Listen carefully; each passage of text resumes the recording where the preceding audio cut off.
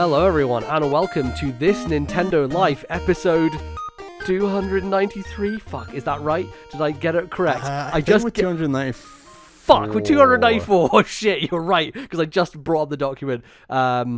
Is the document correct? Shit, this is a good question, Bally. Is the document actually right? Because our last episode wasn't a actual episode. It was a Switch only special. The document is incorrect. Fuck you! And the one time I was right, the document was wrong. 293.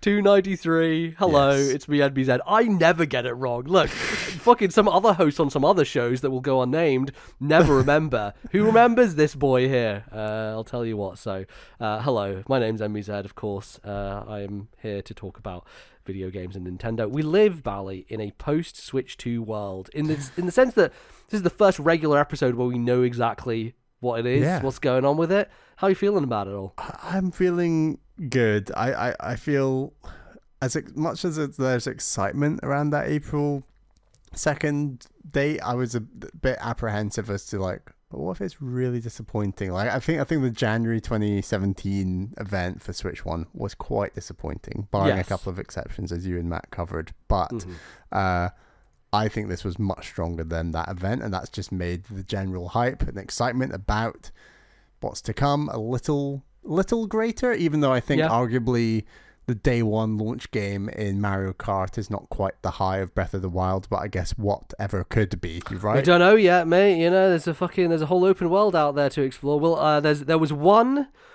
line that someone said in a Treehouse thing that I wrote down and we'll talk about. Okay. And I think that will be an interesting thing to dig into. But it's been very fun. I've been mostly just watching all the Treehouse stuff, which we'll get into, and just like listening to podcasts, people's impressions. So, people went to events and played it hands-on. So there's a bunch of footage out there now of like TV play, handheld play, lots of stuff. Some interviews out there that Nintendo have put out, bunch of information that has come since, and obviously just embargoed impressions of games. I think basically everything they had at Treehouse was playable, I want to say, on that show floor. So people have played all of those, essentially. I've not played a single video game since April the 2nd. I've just been taking in content about the Switch 2. Yeah, exactly. That's pretty much most of my week as well. So yeah, this is what happens when these events happen. Is like our attention gets diverted to the new shiny thing. The podcast feed goes bananas. It's just like there's a lot of stuff going on like that. But we're gonna take a bit more of a laid back show this time, a little bit shorter one because we did give you 2 hours of Switch 2 chat already earlier last week. So we're gonna have just a shorter little episode here. So Bally, should we kick it off? Yes. What are we talking about? Well, we're going to talk about a very short little game that we both played and enjoyed very much that we want to talk about, and then we're going to talk about the wider Switch 2 news, everything that we watched in the Treehouse Live, all 7 hours worth of it, and there's obviously been a lot of goings on in the politics world that we probably need to cover a bit of because it has directly impacted video games head on. And yes, we're going to talk about that and just Nintendo's wider approach to how they handled this whole launch event or things to do with it from a communications perspective, because Nintendo just make strange Nintendo decisions and continue to do so, and it baffles us every time. Of course. Yeah, but I wouldn't have it any other way because they're a strange fucking company, and I like that about them because it makes them interesting to cover. Bally, we played a little game that is not on Switch and may come to Switch 2 at some point, but who knows? These small indie games don't have too much resources behind them, so it's often hard for people to port them over. But there's a little game that came out a couple of weeks ago. It came out on like a Thursday, and I had seen a bit of chat about it on social media. I was like, oh, this looks cool, like a small little thing that I might be interested in. The game is called Spilled, and it is a little boat cleanup game. You play on this little boat, you go around an ocean, and you clean up oil spills and other gubbins that's around and just make it all look neat and tidy. This is a solo developed game. The developer, I believe she just lives on a boat, I think. Oh, really? And so she documents on social media her journey of game development, but she literally lives on a boat and has been making this game about a boat for a few years now. And had, brought up a little bit of a following, and then just put it out on Steam for basically £5. A very, very short little game. It only takes an hour to finish. And this is the type of thing I like seeing, Valley, which is a game with one core loop that it does quite well, and it's just very nice looking and satisfying, and you can play it in an evening and enjoy yourself and have a good time at a great price point. So yeah, what are your thoughts on this little game, Spilled, Valley? I love it. I think it is awesome. I think that having one single mechanic in a 1 hour game, and then they just go for it with this one mechanic, works so well, because I cannot remember the last time I played a game from start to finish without my eyes even leaving the screen. Like, that's how, and that's because of how engaging the mechanic of picking up the oil and collecting the things and dropping them off and getting the money is. Because any other game, whether it's any other short game, I should say, whether it's something like a Journey or I can't think of short games off the top of my head all of a sudden, but Short Hike, I still would pause. I might go to the loo, I might go do something else. There'd still be like story beats. There'd be a break of some kind. Yeah, there's always like some change in pace. There's always something that, I'm not saying it drops my engagement, but there's just something particularly engaging about this mechanic and this type of game. And yes, it does have, I think, 8 separate areas, but they are all linked together, and the second you finish one area, you just want to get your boat to that next area and just keep going, and then going till the end of the game, credits done. And it was just an incredibly pleasant chapter within my evening that was just so perfect. And I want more short games like this with one mechanic that don't overstay their welcome. You are left wanting more, and it is done so seamlessly and perfectly. Yeah, and it also kind of like it builds on itself in small little ways, like you start off, basically the idea is that you're in these little areas and the ocean has a bunch of oil in it, and your boat has, I'll tell you, this little kind of prong on the front of it, which is is quite short to begin with. It's not very wide. And so within this little prong, if you move your boat through the oil, it will automatically clean it up. As you go, though, as you clean the oil, you basically fill up a little tanker in your boat. And that tanker, when it gets full, you then need to kind of drop it off at this this place to just get rid of the oil from the ocean, essentially, recycle it, whatever you're doing. And when you do that, you get money for doing so. And there are 3 different upgrades you can get. You can upgrade the width of your prong at the front of your boat. You can upgrade the size of your oil canister so you can carry more. And then you can also upgrade the speed of your boat, I believe. So 3 little things to upgrade. And it always feels good when you do that. Every time you get that little upgrade to your prong, it gets a bit wider. It's like, oh, now I can tackle this bigger bit of oil. And which one did you focus on the most out of those 3? I think the prong was my number 1. I agree. Then, width of prong was the number 1. Yeah. Then actually followed by speed, because really? I like move. You know me, Bally. I want to move fast. I went for second. I went for a size of oil canister so that I could just slowly move around, taking everything in. Yeah. So yeah, obviously you could see our personal preferences diverging there, but I'd be fascinated what order a speedrunner would do for this game. Yeah, is it faster to upgrade speed, or are you doing more shuttles, or is it faster to increase the size of your tank and then doing fewer, more money-filled shuttles? I don't know. Yeah. And there's also, so it's not just oil. You'll find like plastic bottles and stuff, and you can almost dose them in your little area as well to keep those moving. And there's physics to that stuff as well, so it's like you can mess it up sometimes, and it's like, oh shit, I've left those behind. But there's a real satisfaction to 100%ing an area into like cleaning everything up, which I really enjoyed. And then they add in a couple of mechanics. So there's like a little hose that you have that shoots water, and so you can actually interact with like little bits of the environment. Sometimes there's a bit of a fire going on, and you can put the fire out, and a little helicopter comes along and gives you some coins for doing that. There's oil just slicked on the rocks in some areas. There's this ice area where you can spray and snowballs appear, and for some reason that's a thing. So some of it's a little like nonsensical video gamey, but you use that hose to water things down, and then near the end you get like a hook that you can use under the water to like pick up treasure chest or like little barrels to clean up as well. So yeah, it's it's actually doing quite a lot in such a small space of time. Like it feels like it never rests on its laurels. You're never just doing the same thing, even though you are doing the same thing the whole time with cleaning up. Every part of it feels like it's designed with that upgrade cycle in mind, which I really like. And I think it's one of those things that Power Wash Simulator did so well, which is when you get that new washer and you suddenly are just destroying stuff, like you can absolutely rinse through an area because of the power upgrade. I've said it before, I think Power Wash Simulator has the best feeling upgrades in any video game I've ever played. Just like the movement from weaker washer to stronger is just so significant, and I think this game really understands that in terms of all the little upgrades that it does for you and how much better everything feels the further along you get and the more that money that you invest into the upgrades and how it all works. And yeah, this is the second ocean cleaning game I played this year. The first one was Loddlenaut, which actually I don't remember if I talked about on this show. I don't think so. Maybe I did. Loddlenaut was it was actually one of the first video games I wanted to sign working. It's on my watch list. I want to play that. It's great, yeah. I think it slightly overstays its welcome in that, like, it's a 6 to 7 hour game, and I'd probably prefer it to be a 4 to 5 hour game. Mm-hmm. But regardless, it's really the same idea as this. If you enjoyed this, Bally, you'll really enjoy Loddlenaut because it is just a bigger version of what this does, which is, and you're underwater. You're also looking after these little what do you call them?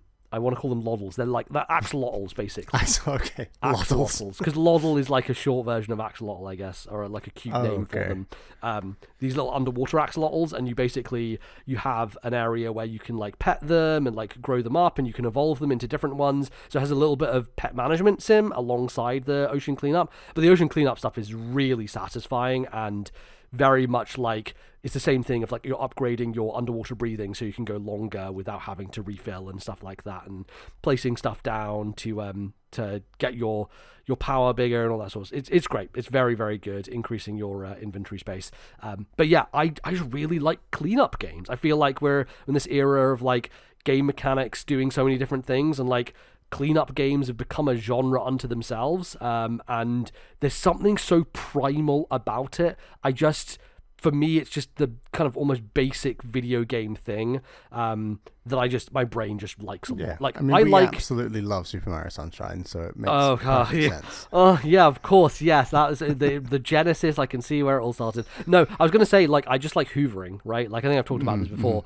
I like doing the vacuum cleaning. It's satisfying because at the end, you've, like, cleaned things, and so it's all just like done and just like there's nothing on the ground anymore. It's like it feels very good, and it's the exact same feeling in these games, right? So just my brain likes it a lot, basically. I think there's a real environmental message in this game as well. There's like solar panels everywhere. You can see lots of wind farms on the bits of land you go past, and there's definitely like a quote unquote evil boat that is just spreading the final boss oil, the muck, so to speak, which was fun. So nice, clear, simple message, simple game, but really perfect. And games do not have to be 15-20 hours long. No. It is awesome that games like this exist, and we need more of them, and it's a very, very high quality one.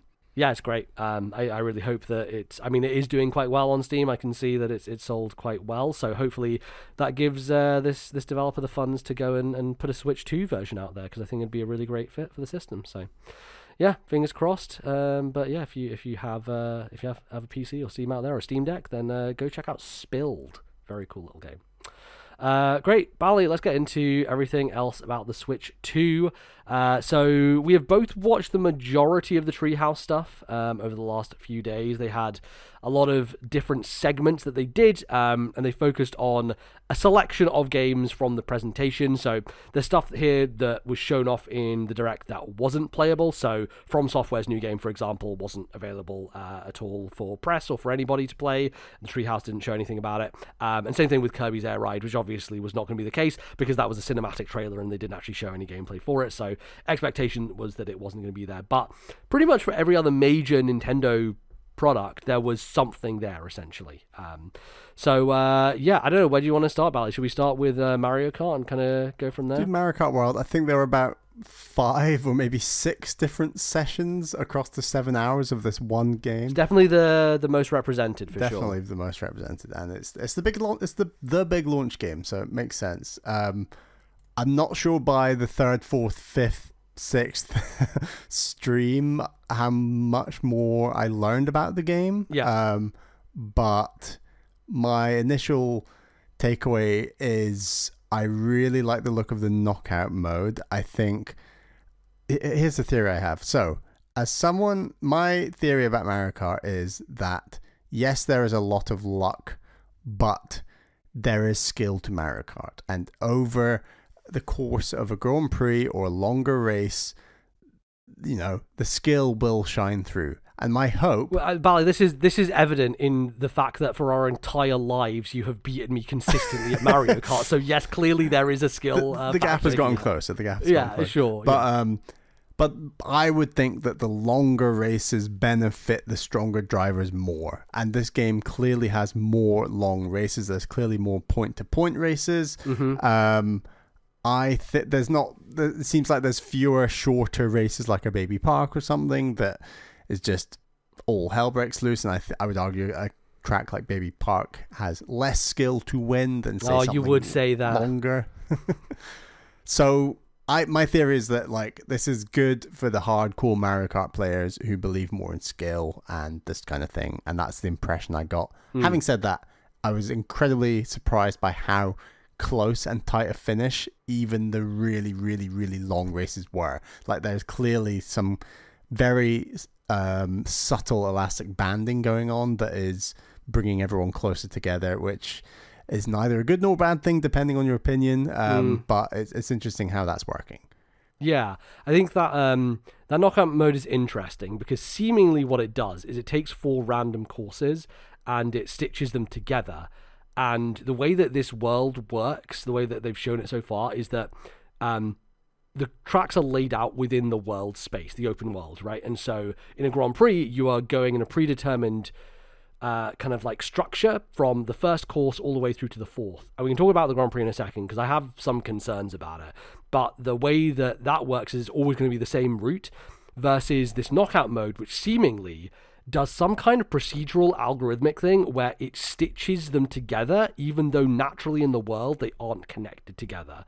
So it's basically taking the Grand Prix, but taking random courses and transitioning from the snowy biome into the city biome or whatever, just naturally by doing some kind of magic in the background, seemingly, which is cool. And I think it adds variety to that mode and makes it so that every time you play it, it feels quite different, which I think is good for the competitiveness of that mode because it feels like one where you should be having skill be forefronted, right? That's definitely the kind of the idea behind it. And it has this battle royale mechanic where, every checkpoint, and there's 6 or 7, maybe 8 checkpoints, there's a threshold of people, and if you're not in that place, that position, you'll get knocked out of the race and you'll have to kind of just sit on the sidelines as everybody else finishes.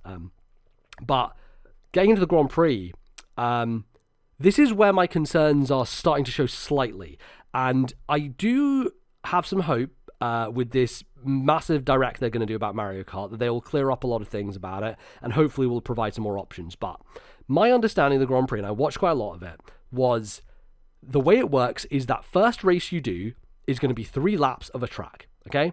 3 laps of a starting track. Then you start the journey to the next track.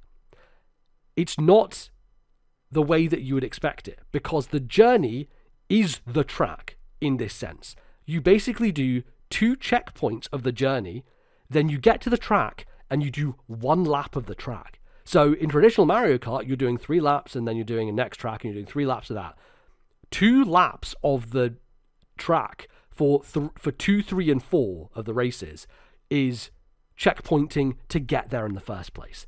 And I don't know how to feel about that. In one sense, because it is this open world that has been designed in a way for exploration, and it seemed like the journeys to the tracks were just inherently less interesting than regular track design. If you look at the journey, it's usually not in a straight line, but it's a long kind of road going there without interesting turns, without interesting theming, and a bunch of traffic in the way.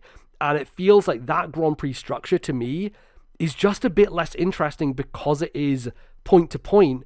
And by the time you actually get to the themed, interesting track, you literally only do 1 lap of it. And then the next track is, okay, we're going to go to the next one. And you do 2 more checkpoints and you get 1 lap of it. And so there is for me a worry that if this is the core Grand Prix mode and there are no other options, is going to get a little boring in that sense, right?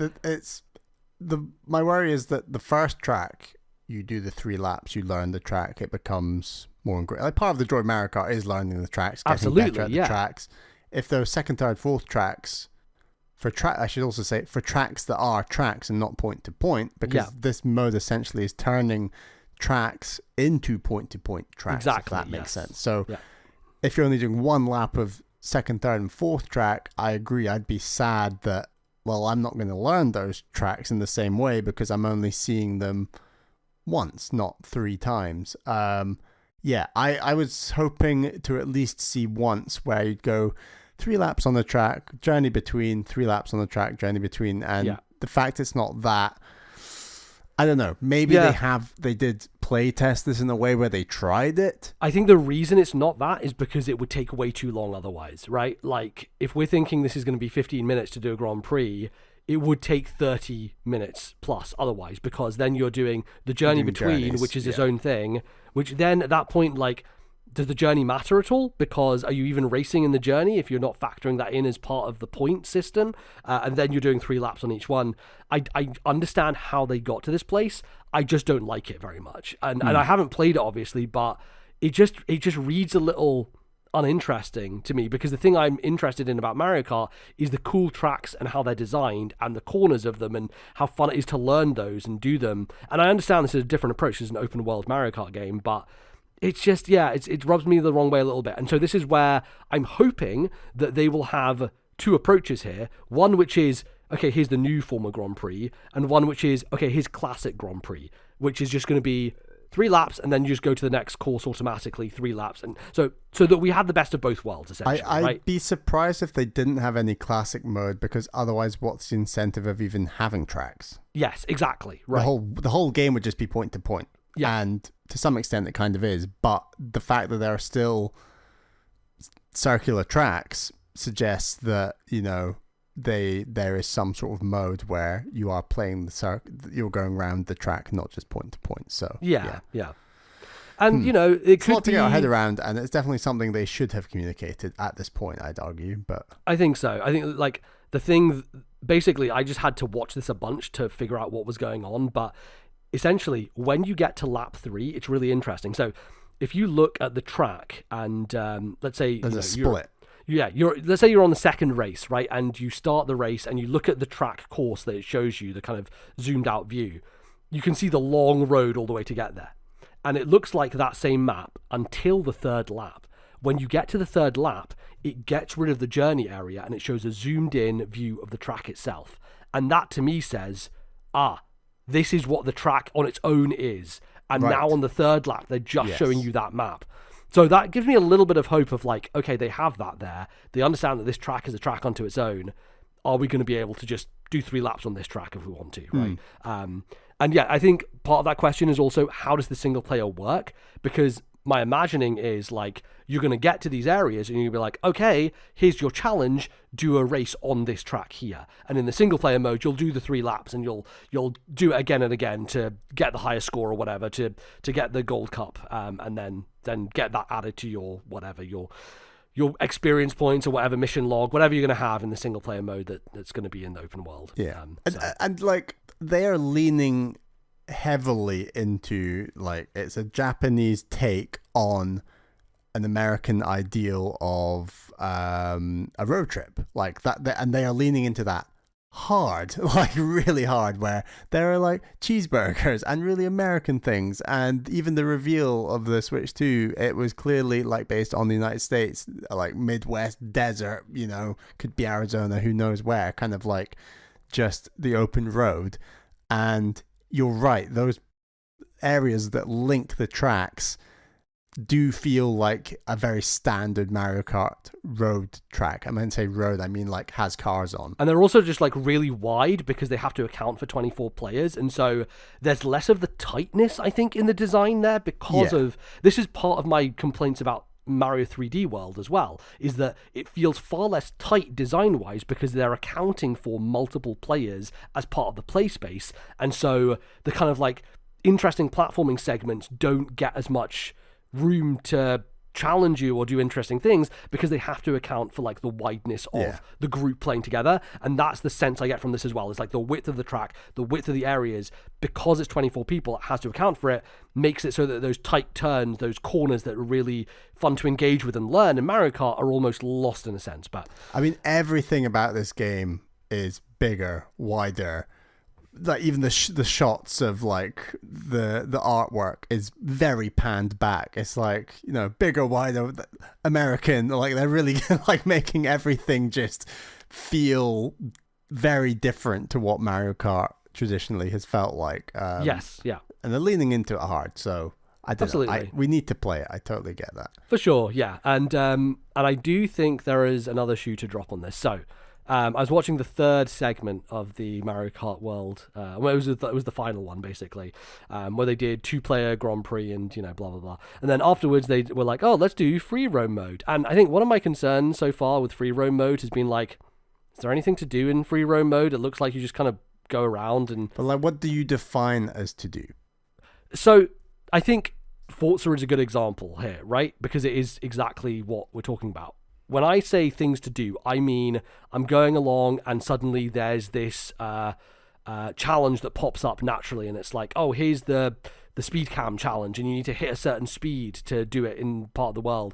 I'm talking about finding the signboards to crash through. I'm talking about just the organic stuff that pops up, the little knickknacks, the things to find, the hidden secrets, the exploration side of the open world game, right? And part of it is like, oh, are you just going to find the costumes in the open world? Or like, are you going to find vehicles or whatever? And I think there has to be something there. And this is backed up by what a line that they said. They said, there is more to the free roam mode than we're talking about here. Please tune in to the Mario Kart Direct. Because I was going to say, they did show off the free roam mode in the later segments where the guy was like, driving around that Wario's ship or something, and he was saying yes, and he goes into the ocean and you see a giant fucking dragon in the ocean, by the way, and a giant like fucking jellyfish thing. Oh yeah, and I'm true. like, oh okay. And then straight after that he's saying there's more to this free roam mode than we're showing here, and that to me signals, okay, I think we're going to get like a big meaty single player, and it's going to have a lot of secrets and exploration and weird stuff hidden there, and Mario... Because all they said at the moment was like, you can go into free roam mode and explore shortcuts and find this, and it's like, ugh, if this is just an open world where we're just looking for shortcuts, it's like, hello, I just did time trial on previous Mario Kart games to find shortcuts anyway. How is this that different? Like, yeah, totally. So I think that was my concern, but when I heard that, I was like, I think they've actually got quite a bit more to say about Mario Kart that they've not said here yet. So. And I hope that's all single player driven, mission driven, bosses, races. Right. You know, just cool stuff, right? That will make it feel meaningful. I agree with you. There's a big beat coming with this April 17th Direct. I would agree. I think that this is going to be pretty special, even from a single player perspective. And interesting, they didn't want to even mention that with Treehouse Live, but fair enough. They need big juice for this Direct. They want to pace this stuff out, right? And they want to be like, okay, we're introducing you to the fact that it's an open world, and here's this one new mode we're doing, and here's what the Grand Prix look like now because they've changed. And so they probably don't want to information overload people, and they just want to focus on some of the elements of it. But I think this is by far going to be the biggest Mario Kart to date in terms of pure amount of stuff to do and everything going on. I think in terms of tracks, it might actually be quite less than we usually expect because, well, actually, it's interesting. I think the Grand Prix, the last one they did, was like, it was tracks from previous games. Yes. So they did say reimagined. Yes. Yeah. And my definition for them of reimagined is we've made these tracks wider. They now have like alternate exits at the final lap because you need to be able to connect. They now have rail grinds that you can use for the new mechanics and stuff. Exactly. So they are classic tracks, and we've had reimagined classic tracks in the past. I just think, these are in line with that, I guess. Because I saw like Shy Guy Bazaar, DK Pass or something, I think. A few others I can't think of right now, but yeah. Yeah, they definitely, they showed those off. So Anyway, yeah, I have some hope for this Mario Kart Direct, that it will give us what we are hoping for. It very much could be the case that it's like, lol, no, there's not much else to talk about, but I don't think they would do an entire presentation if that was the case, right? Like, there's got to be more, right? We've got to, if this is your launch title, you expect people to be spending a lot of time in it, and so I think they have to give two people... modes. Yeah. Exactly. 3, I guess, if you include the free roam, but they weren't really showing that. Right, and I mean, if you want to be cynical about it, I mean, how many modes does fucking Mario Kart 8 have? Like, 1? It's called Grand Prix. You just race so, like, you know, and it's sold like 70 million copies, one of the best-selling games of all time. It's the same as every other Mario Kart, barring DS, which has a mission mode. So. Exactly. So, anyway, fingers crossed, I have high hopes. What I also have high hopes for is this Donkey Kong game, DK Banaza, that they showed a few segments of. I watched 2 of the segments. I know, Bal, you watched all of them. Yeah. This game looks fucking great, and it is really interesting in a few different ways. So it seems like their thesis for this entire game is environmental destructibility, basically, to the extent that every single part of the environment, unless like there's a mechanic stopping you from doing so, unless it's metallic or whatever, voidium or whatever it's going to be, it is usable by DK in some fashion, either smashing through it or picking up a chunk of it out of the ground. It's like we had these ideas all along, it's just we were waiting for Switch 2 for the power to do them, you know. It's that kind of energy. Well, you say that, but like I think that's very true in the sense that like we look at other companies and what they do with power, and it's always visual fidelity and like all this stuff that doesn't actually affect the game and its mechanics. And this is a great example of Nintendo using power and being like, oh, no, we don't need to make it look that much better. I mean, it looks fucking great, but like... I think DK's fur looks worse than Tropical Wait, Freeze. Really? If you look at... Okay, so on Tropical Freeze, DK's fur is like Sully from Monsters, Inc. Like, it's just that... It's that fur. It looks like genuine fur. If you look closely at this new DK, it looks like layered, almost like leaves. I like it. I really like it. Don't get me wrong. For artistically, I like it. Yes. In terms of like visual fidelity, the old one is more impressive from like a... If we're talking about traditional visual fidelity, sure, but if we're talking about like an art style... in terms of traditional visual fidelity of like what's the most realistic visually, the old one looks like more like a real monkey, basically, right? Is what you're saying. Yeah. And I totally get that. I do think this looks better overall because of just the sheen and the sharpness they can give it, and just how good it looks like when he goes in the water and everything. Yes, I really like the visual look of DK here, and I think it works tremendously well. And just I was concerned he would have the trousers and braces the whole time, but he loses them pretty fast. Yep, and it's just him naked with his tie. So we like nude DK. He's the best, so I'm a big fan. That's good. Yeah. So, but getting back to the kind of the digging / punching / the environmental destruction nature of it. Like, that is the core thesis of this game, is everything is interactable in terms of, you know, Breath of the Wild was about you can climb anything, right? This game is you can punch anything, I guess, you know, like you can create these dents and these ridges. And the amazing thing about it, and they zoomed out on the map and they were like, all of this just stays like this. And if you want to change it, there's a button to reset it. But if you make this dent in this wall, it's going to stay like that the whole time. Otherwise, you know, unless you want to reset it, which is really interesting because a lot of times when this kind of environmental interaction happens in a game, it's like you can do it like 3 times. It's like when you ever tried to, in a first-person shooter, to like spell your name on a wall and you just spell it out with the bullets, and eventually it starts disappearing because it can only... You can see the start of your name disappearing, right? Exactly, because it only has so much bandwidth. It shows the power of the Switch 2, right? Right, I think that was my point, right? And where all these people are using visual fidelity, Nintendo are like, no, let's do something interesting with this. And that's the kind of interesting I'm talking about, which is all the destructibility you do is going to remain there for the duration of your playthrough, which is fascinating and just like so interesting as a design thought. But the way they've integrated into it, because DK is a big burly character who can punch things and do this stuff, it just makes total sense for him as a core game mechanic. So again, it's one of those things that you look at Nintendo and you're like, God, these guys just fucking know what they're doing. Yes. You know, like they are just on another level when it comes to game design stuff. And I mean, yeah, all of it looks brilliant. I think the most interesting thing to me is the the kind of types of surfaces you are using and how they interact with each other. Of like, okay, I picked up some clay. That's a soft object, and it will tell you in the menu. So you can go into this kind of like first-person throwing view where DK will like look at objects in the environment, and as your kind of reticle scans over objects, it says soft, tough, strong, whatever. It tells you the property of that object, and so a soft piece of clay thrown at a hard wall will stick that to that object, versus a hard object thrown at a wall will create a dent, or will create, you can get this explosive rock that creates explosions. Like, all the way that stuff interacts is really fascinating to me, and I think is great design space for interesting challenges, puzzles, whatever they want to do, platforming stuff. I think it's great, and like you can grab those rocks and like use them as a, I don't know, you can jump on them and spin around, basically like almost like Twilight Princess's fucking spinner, essentially, is what's going on here. Yes. DK just like spins on this rock down the hill or whatever.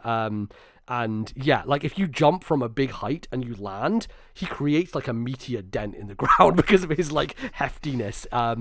It's fucking cool, and I think there's a lot of interesting stuff they can do with this. I watched that first segment where it's almost very tutorial based, and I didn't like the lighting in the area. Like, it's very dark. It's all set in a underground. It's in a mine. It's underground, right? That's the whole premise for the game, is which I was a little worried about, because I was like, is everything going to look like this? And then yeah, and it was very basic, like this is do this, do that, and I wasn't that in. But then on the second segment, it's a much more well-lit area and looks a lot more traditional, almost like Mario 3D platform. Just the lighting was better. Blue skies, even though the blue skies are actually an ocean above you, because it's... Yeah, very strange. Which is fun, because, I mean, yes, the idea is you're going underground, but it's Nintendo, so they're going to just be creative about it, and every area will look different and interesting, I think. And by the end of that second segment, I was like, this is going to be TNL Goatee. This is just, this has TNL Goatee written all over it. Like, this is a special game. One thing I'm a bit uncertain of is, so you're doing all this stuff to get the Banadium, what's it called? Banandium, I think. Banandium. And everything you do links to getting bananas and with their Banandium, and I don't understand what you do with those. Is it just like moons? Well, what do you do with moons in Mario Odyssey? Is it like moons that get you to the next level? Because you're not getting a number of bananas, they just add to a total amount of Banandium, because it's in the world as well as just the actual bananas you collect. It's like it's encouraging you to go in alternate places. Is that so it's the same as the gold that you find, is it? Yes, because I couldn't see a number of bananas ticking up anywhere. Right. It was just adding to that total number. Huh, that is interesting. And I noticed that you obviously reach these almost like plugs in the ground, and they lead to the next level. You go further down.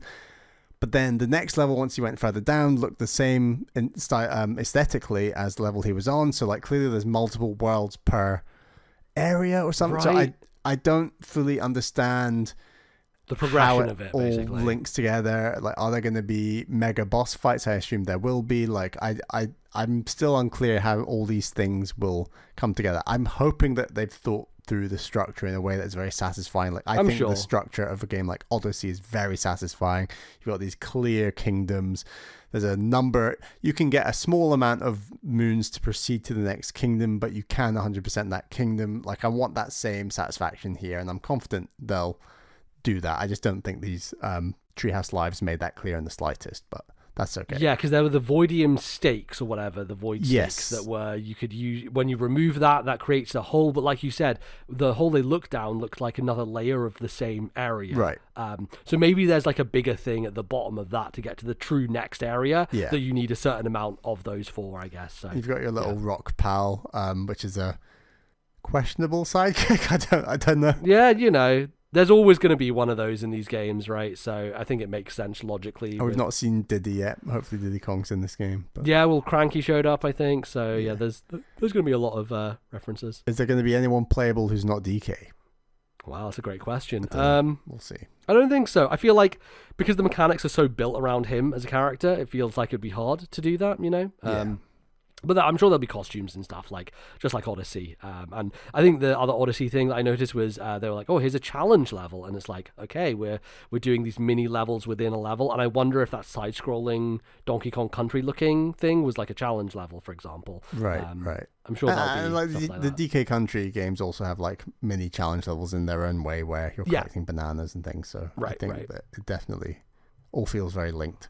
Yeah, for sure. So yeah, I mean, it looks fucking great. So I'm very much looking forward to playing that. I did hear from some people at the event that frame rate was not consistent, and I noticed that in the Treehouse Live as well, where there was a little bit of stuttering with the frame rate, which is a little bit unfortunate given all the way that everything else looks so smooth. So hopefully they figure that out before launch. They still have a few months to do so. So optimize the game, Nintendo, sort it out. Great. Next big game, Metroid Prime 4. Which looks fucking incredible. Like, Jesus Christ, it looks so good. And I think that's just the case for a lot of these games, right? We can talk about the Zelda thing in a minute, but like, I think I messaged you being like, holy shit, Tears of the Kingdom looks insane. Like, just the 4K 60 upgrade is like nuts. It's just, it makes such a big difference. And the fact that Nintendo was streaming all this in 4K as well, it was like, wow, like we're really finally getting like the premier experience from this company in terms of fidelity. Nintendo talking about frame rates. Their quality mode is in 60 frames per second. Like, performance is 120. That like they're actually talking about these things in a way that I still think Nintendo have been forced into this position, but however they got there, it's very satisfying to see them here and actual people on their Treehouse live streams talking about it and saying, wow, look at how visually impressive Metroid Prime 4 is looking and this kind of thing. And I hope it's not so visually impressive just because it's a Switch 1 game initially. So we'll see. Yeah, we shall see. But I think the art design and like the general aesthetic of that world is so strong that I don't think it really matters, you know. Like I think it's going to look fantastic no matter what. I think the level we saw was very early Metroid Prime, very linear. It's exactly like, I think the framework of Prime 4, it's like, this is Prime 1 again, which is your first opening level will be this big kind of like action set piece, and then you'll go down to the planet and you'll lose all your abilities and you'll start from the beginning, and that's basically how it's going to work. I think you know, I think that's they are following the playbook, and that's totally cool because I think it's been so long now and they just need to make something good and that feels solid and that is based in, you know, the game design that got Metroid to be successful in the first place, and then, you know, hopefully they get a chance to make another one and they can be more interesting then. But I think it's just going to be a pretty much what we expect from one of these, and hopefully those powers are interesting, all that good stuff. But it's like the Force Awakens of Metroid, you know? Absolutely, like, yes. Stick to what you know, and it's a very good analogy. I think that that boss we see at the end looks very like suitable early game boss, very entertaining. Hey, guess what it looks like, Bally? It looks like straight up Retro Studios boss, by which I mean you have to fucking wait ages until you can hit something, and then you do. Which, you know, as much as that's what Metroid Prime's all about. Much as I love Retro, I don't think they will ever change their boss design philosophy, which is fine. It's okay, but still annoying, I guess. It looked very cool. I think the most interesting thing hearing about people talk about it from the event is the mouse stuff versus the Joy-Con, and how you could seamlessly switch between the two of just like moving it onto a surface.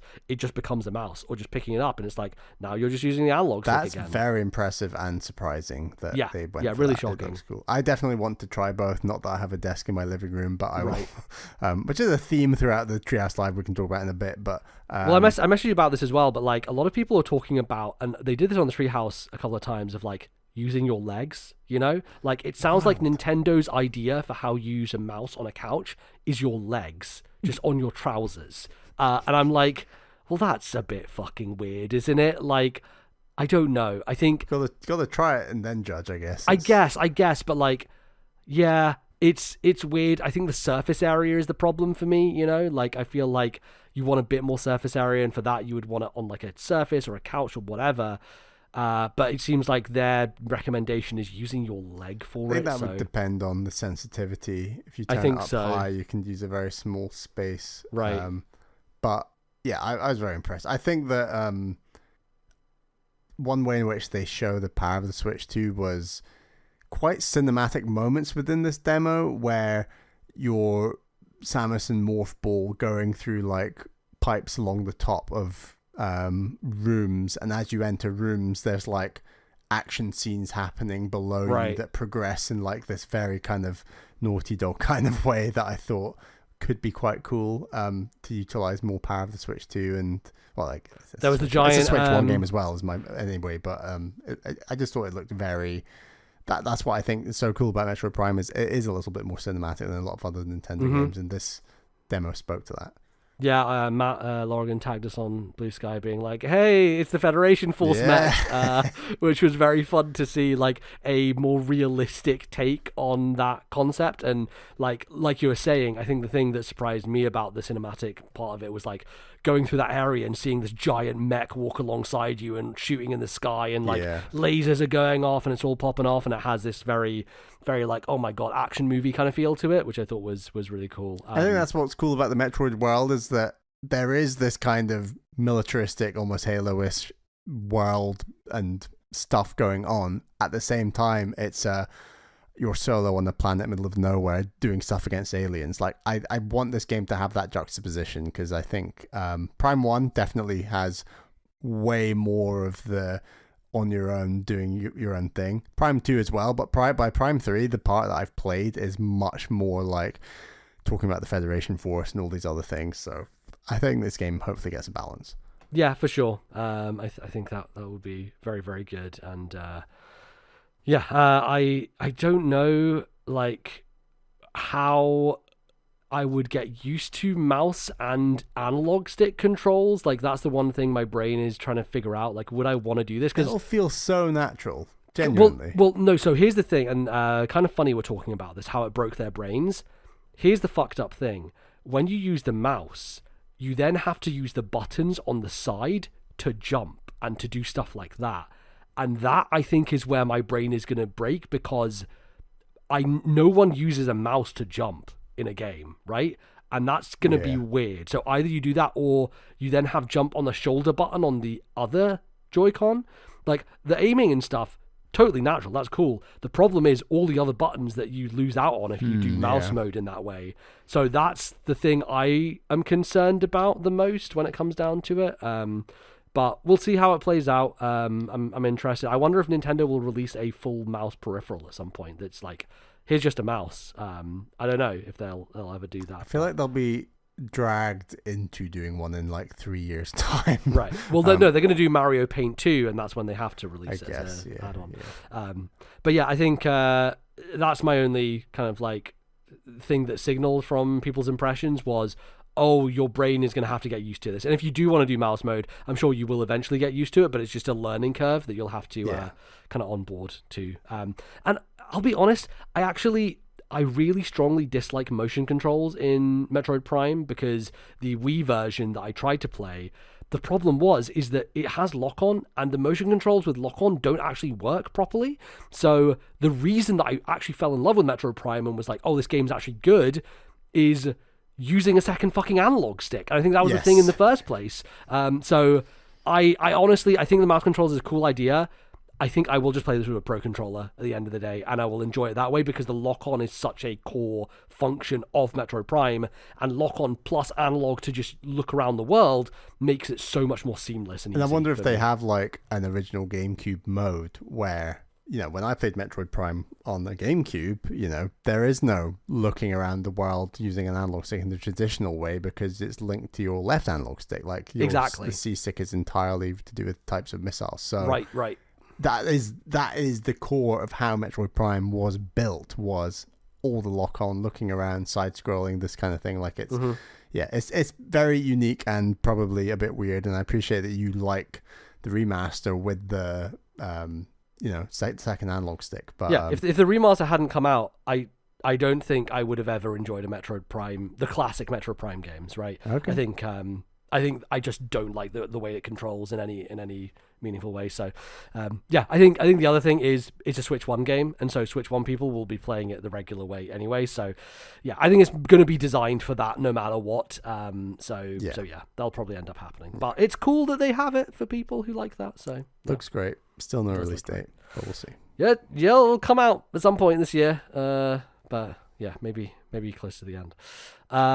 Cool. Next we had Drag and Drive. Still can't fucking get over the fact that there's an X there and they call it Drag and Drive. It's very stupid.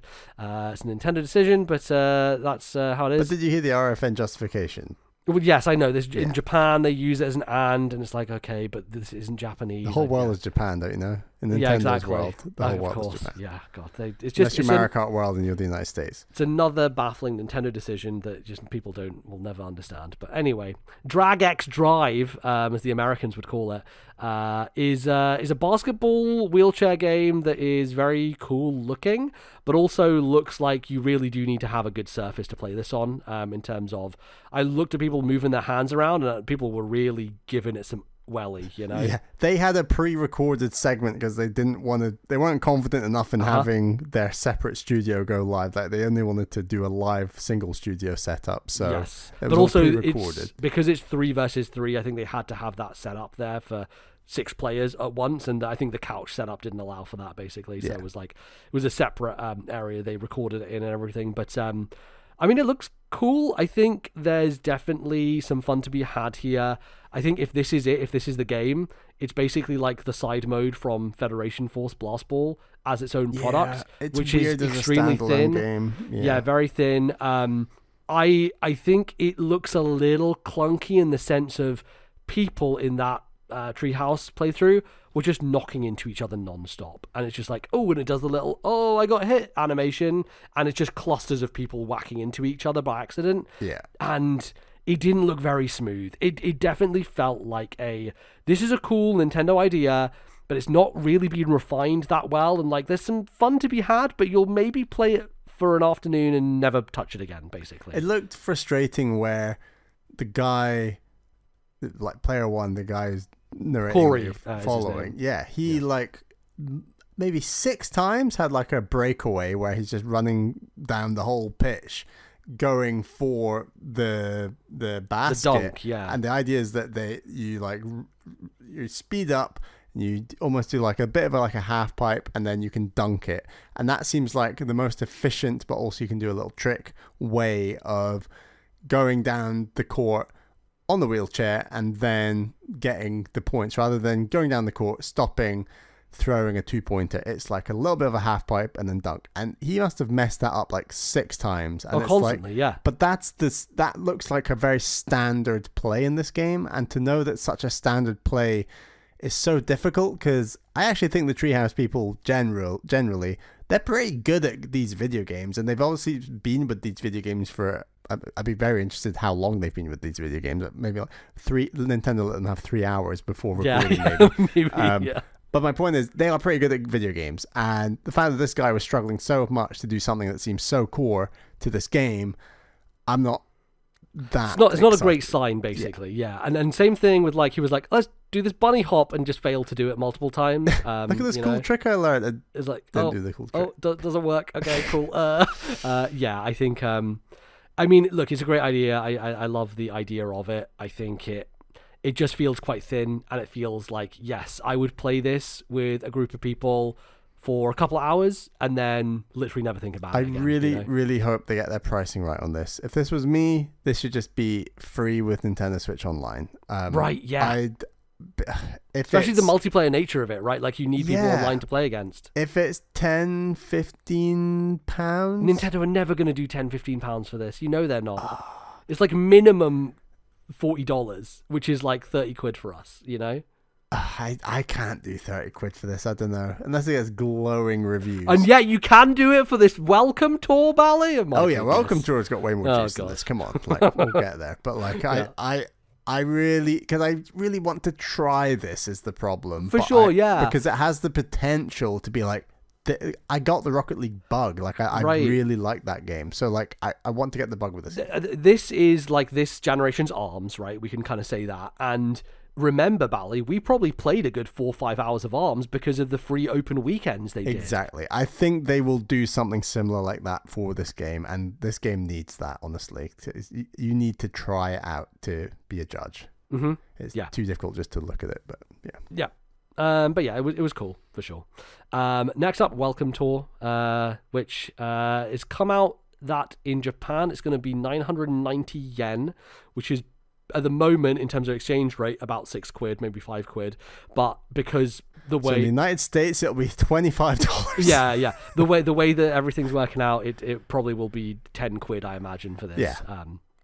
Which and we would buy it for that price? I mean, yeah, it's stupid. Like I looked at this thing and I watched the Treehouse for it and I was like, yeah, it's kind of cool. And like, there's these little things going on. There's medals to collect. And the thing I said to you was like, it's got a list to tick off. And so kind of want to tick off that list. And it feels like it's actually bigger than they're giving it credit for, in a sense of like, they kind of zoomed out the map a little bit and you could see, oh, there's the full Switch and then there's like the Joy-Con grip down below and then there's a couple other... Yeah, I think it'll take like 3 hours to do everything, I imagine. Yeah, like I think there's multiple bits of hardware, the Pro Controller as well. Like and apparently you go inside the Switch to see its insides as well, which is interesting. So okay, that's cool. Yeah. So I think there's a bit more to it than we might have expected. A lot of cool little mouse mini games that they have there. That bullet hell one he did looked a bit insane. He was very good at that, I thought, by the end. For sure. But like there's little high score stuff going on with it, and you need to get certain high scores to get medals, and then when you get those medals, you unlock a new part of the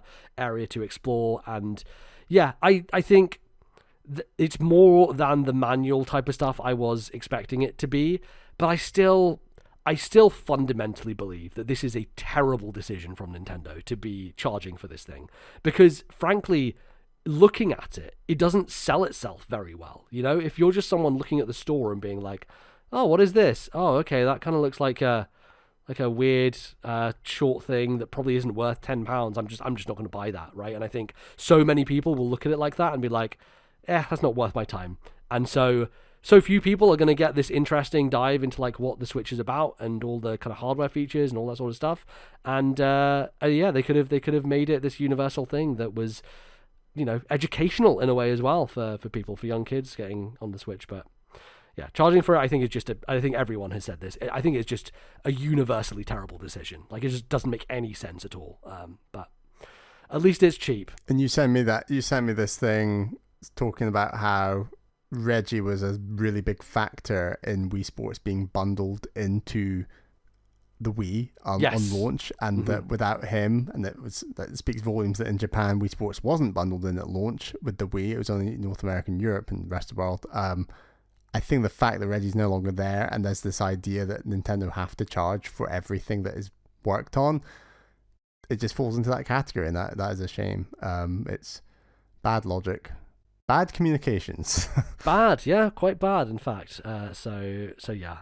But yeah, I don't know. I think Welcome Tour looks like a fun little diversion. I'm interested in it. I want to know what the HD2 Rumble feels like, where it switches between a bowl and some beans, like. And right, the maracas thing they showed off. Yeah, that is cool. Like, stuff like that is cool. Is it £10 cool? Probably not, but I'm intrigued enough. Yeah, well, at least it's not 1-2 Switch was a full-priced game, you know, and that was... Yes. I would say Welcome Tour and 1-2 Switch are pretty analogous, right? If 1-2 Switch is the Welcome Tour of that generation, and ARMS was the Drag and Drive of that generation. I have had maybe like 3 hours, 4 hours worth of like party time using 1-2 Switch, where we've been at like, Caroline and I, this was long before we had kids, I would be at like parties in Brussels and with people and be like, let's play 1-2 Switch. And we did try it, and there were a couple of groups it worked really well with. Another couple were like, what is this? I feel they just felt so they like couldn't bring themselves to like play a video game kind of. That's people. So it's like, weird, I can't do it. It's too cringe. It's too cringe. It's like, it's too cringe. Yeah, it's like, it's okay. Just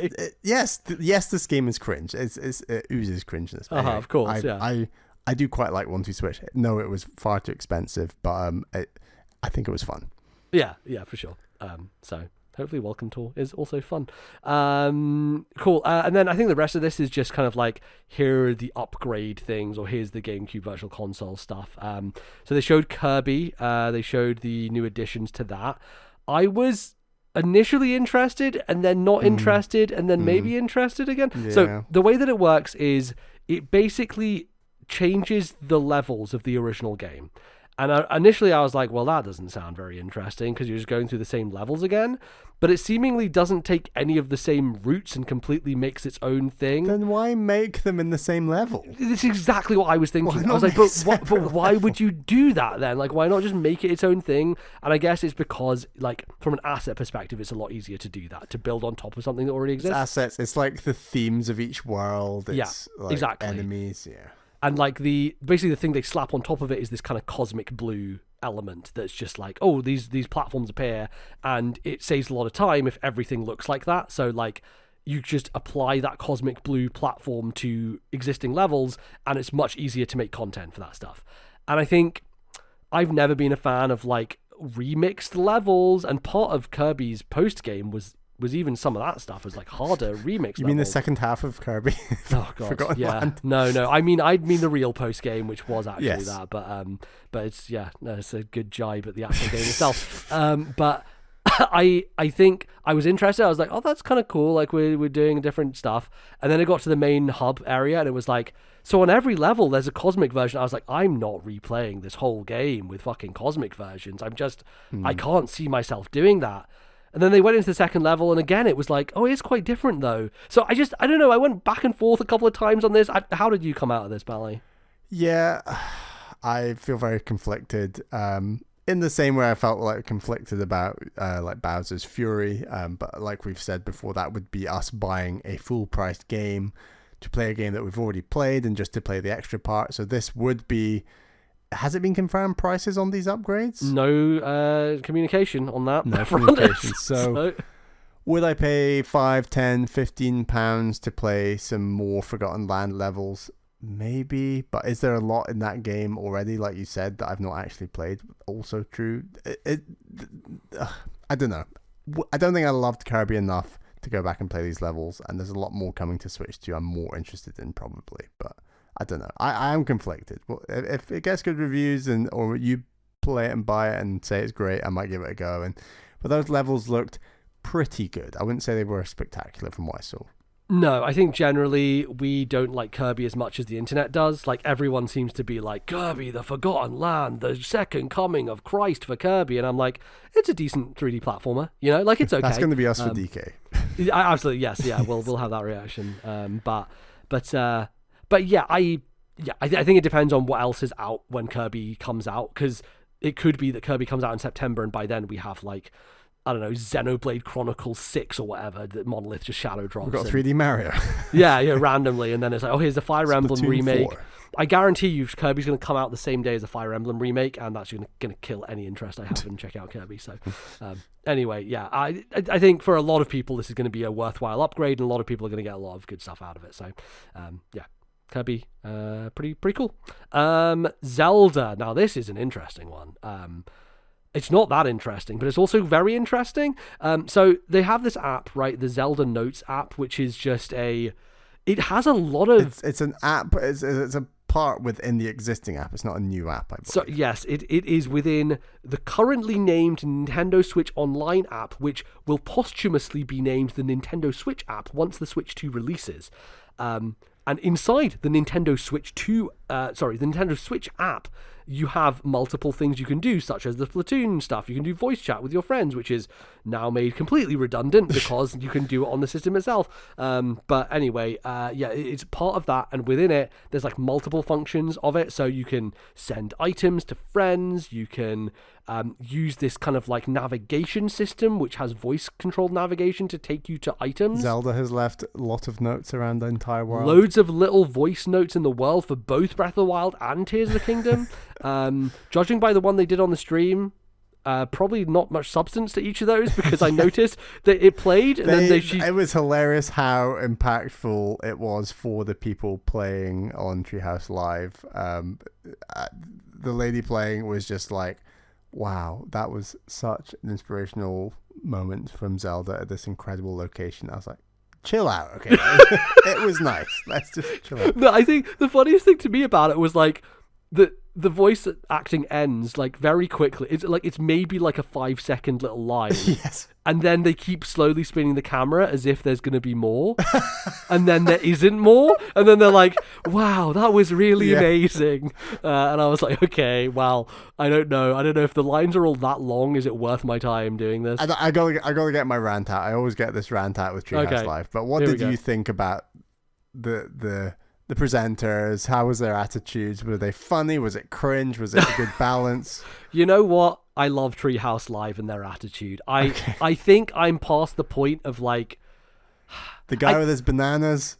Yeah, I think Nintendo and the energy they have at Treehouse Live is like their kids' TV show presenters. And I think it honestly just works for the vibe they're trying to get across. Do you think these people is part of the interview process is to do some sort of presenting kids' TV style thing? Or are these people just naturally have it in them? That's what I want. Like, I don't understand. I don't know that they naturally have it in them. It's that they have been drilled by the company on this is how you behave, this is how you act when you're presenting as a Nintendo employee. Like, how do you train swear words out of people playing Mario Party? Like, how is that possible? How does it happen? Well, I think it is possible. I think there's definitely people who have that level of control. Yeah. And, I mean, you can get I don't it. swear in front of my kids. But well, of course, right. So I do think it's definitely, it's just part of the, and they will only choose people to go up there who are the people who can do it. Because there'll be people who work at Nintendo who are not suited for Treehouse Live. They only choose the people who it works for and who are the people who are good at kind of like delivering stuff in that way. You definitely get like, it's really fascinating to me that they still insist on doing these live, because there is no reason for them to do these as live streams, really. Because like it's not like they're engaging with the chat, which we can talk about, by the way, because the fucking chat, Jesus Christ. Yeah, we'll get there. It's a whole can of worms, but like, yeah, it's not like there's a benefit from the live experience for them, right? Like, they could package this so much more cleanly if it was a pre-recorded segment, and you wouldn't get a situation like happened with, I think, the Street Fighter segment. Maybe it was another segment where something broke and they had to reset it, and you could see them like padding for time a little bit and like talking about certain things. Oh yeah. That is skillful. Like when someone's having a technical error and you need to be chill about it.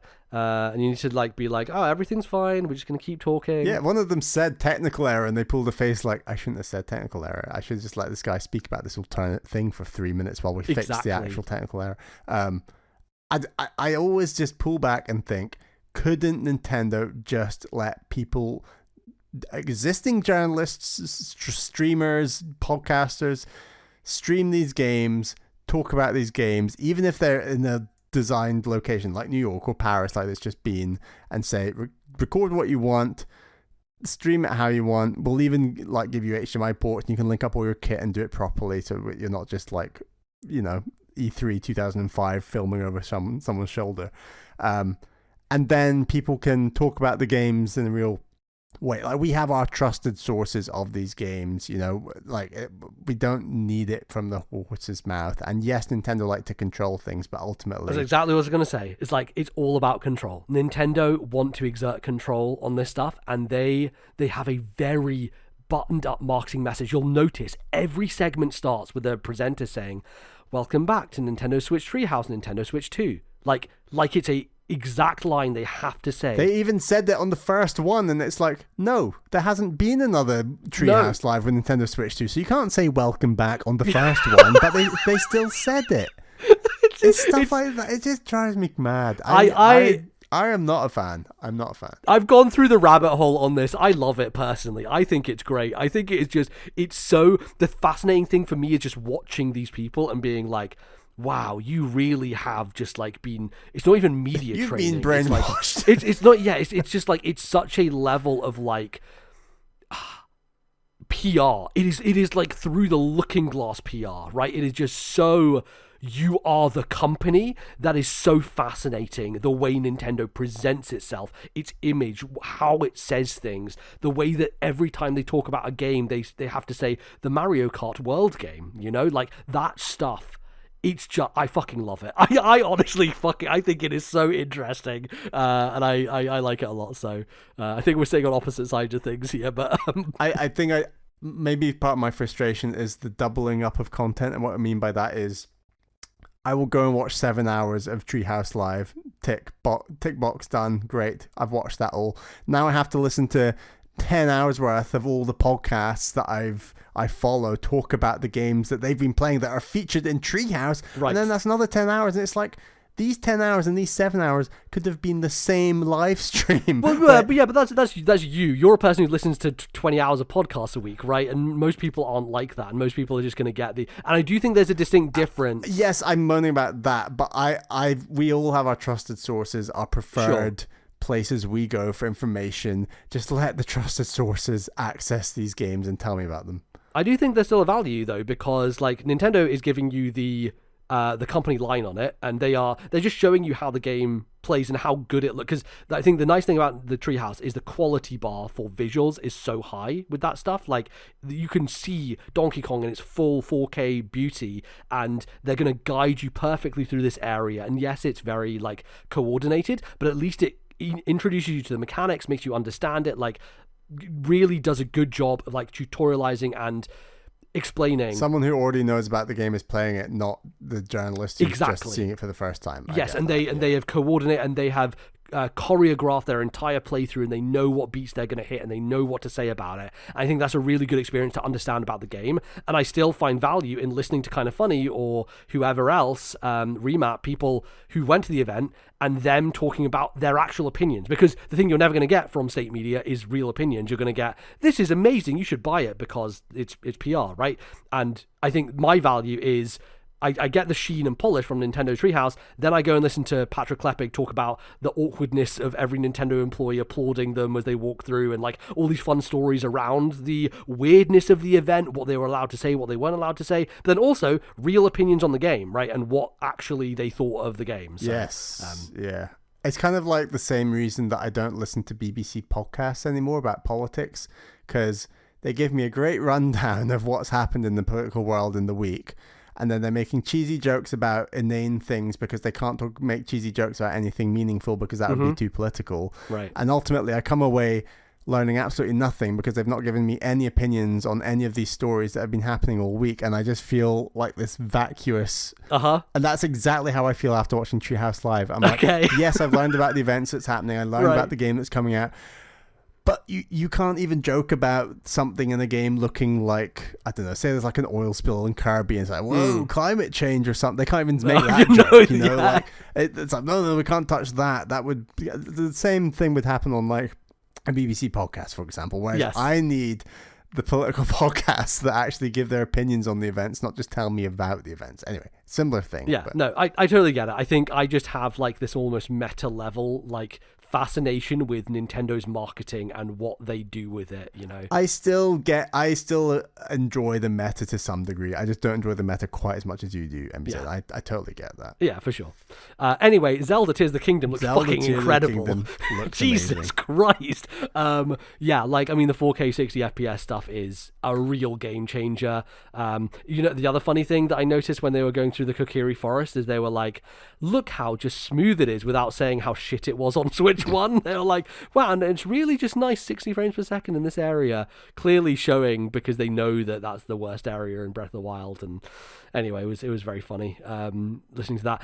Yeah, I don't know, this Zelda Note stuff, I don't see myself using it particularly, but it could be a thing to just mess around with for an afternoon. I feel like they just, because I know that they've like improved the frame rates and things of a bunch of other Switch games, but that was never going to be the sole case for Breath of the Wild and Tears of the Kingdom. They felt they had to do a repackage because they need the money. And, well, I say need the money, and it's great these two are included in Nintendo Switch Online, but equally they need people subscribed to Nintendo Switch Online.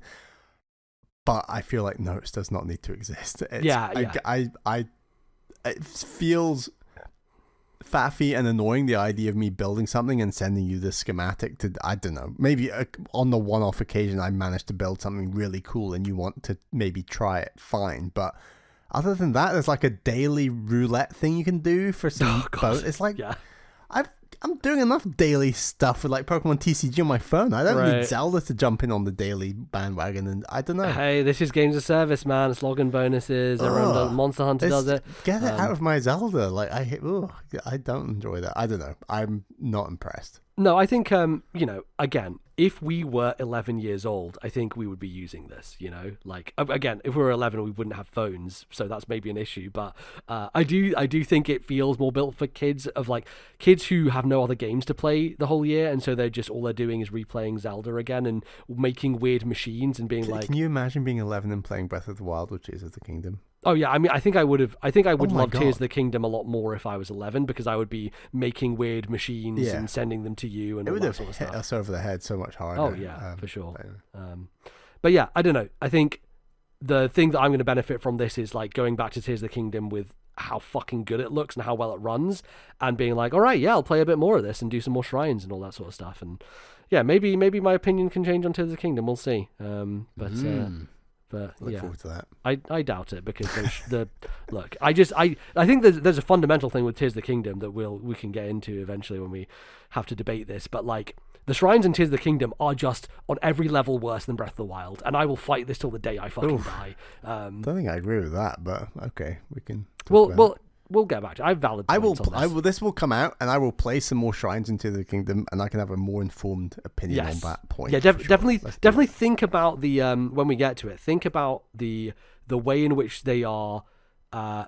They don't hit the Nintendo kind of ethos of design, which is introduce complex, twist. It's introduce complex and never a twist. And I think that's the problem with the fundamental core design ideology of Tears of the Kingdom shrines. But not for another day. Yes. So they showed the camera stuff a little bit here as well. Bally, you saw a bit more of this than I did because I didn't watch the Mario Party segment. But any feelings on the C button? I thought you meant camera stuff inside Tears of the Kingdom. I'm like, what are you talking? No. I mean, well, there is a photo mode, by the way, in Tears of the Kingdom and Breath of the Wild. So yeah, there's a photo mode. Yes.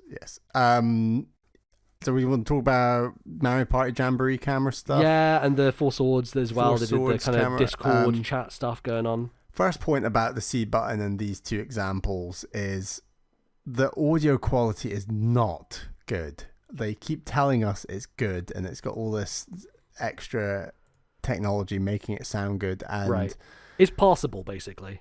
I mean, fine, it's passable, but a headset sounds better than passable in my view. I don't know. I agree. It just... And is it confirmed that headsets will work fine? Is that not a clue? Another thing Nintendo have not communicated at all. So.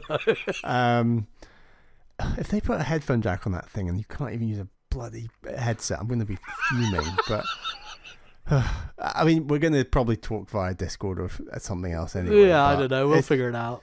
I don't know.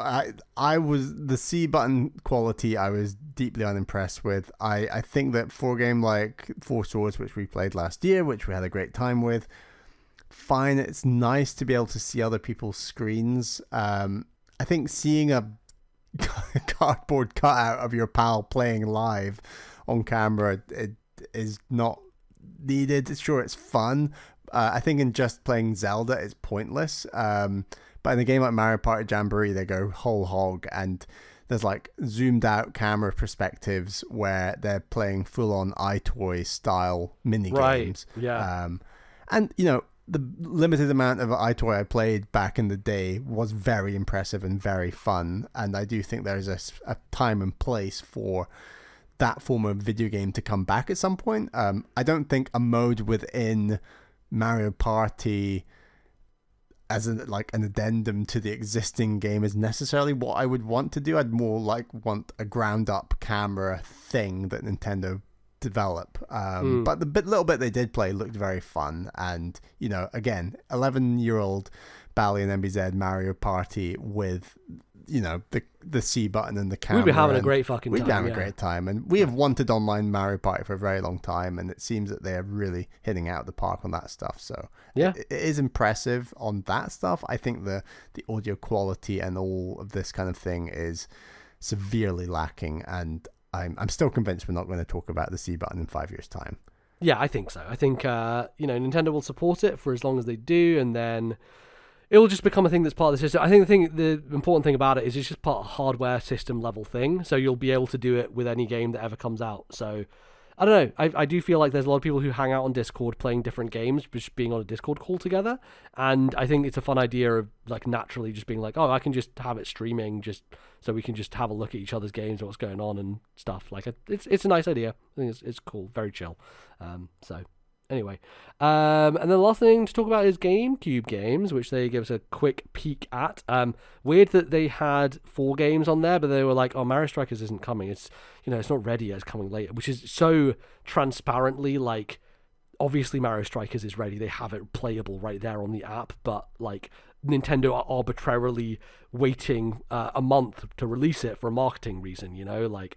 Again, it's one of those things, but anyway, it'll be the year 2085, and Nintendo will be trickling something out to us still at that point. We're trickling out Switch 1 games or something. Just be like... exactly. So yeah, they'll always do that. But they showed Wind Waker and Soul Calibur and F-Zero, and they all looked really good. I think.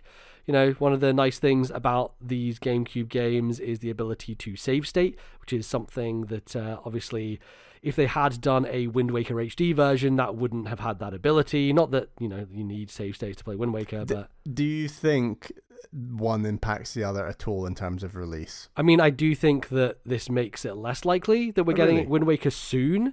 I think it will happen. I think soon is the thing. If they're putting it out on this now, they don't want to immediately after put out a Wind Waker HD. I think it will. Are they waiting for the Wii U Nintendo Switch Online offering to release Wind Waker HD? Is that what they're waiting for? Yeah, that's it. So in 2085 we'll get it. Yes, exactly. Yeah, no.